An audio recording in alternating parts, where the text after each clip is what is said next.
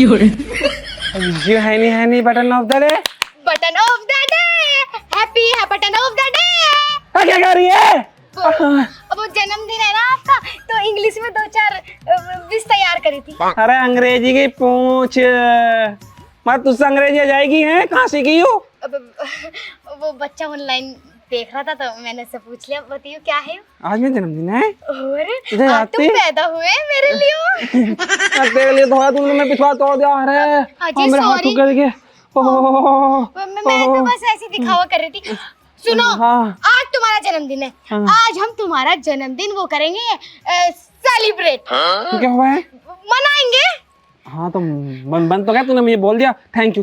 आज ही ऐसे कैसे ऐसे बर्थडे ना बनते। मैंने देखा रील्स पे, यूट्यूब पे और इंस्टाग्राम पे कि बर्थडे ना सेलिब्रेट ऐसे करे, मतलब गुब्बारे लगावे और वो मुलायम मुलायम से केक मंगावे और फिर पता कैसे बोला, happy button of the day, happy button of the day.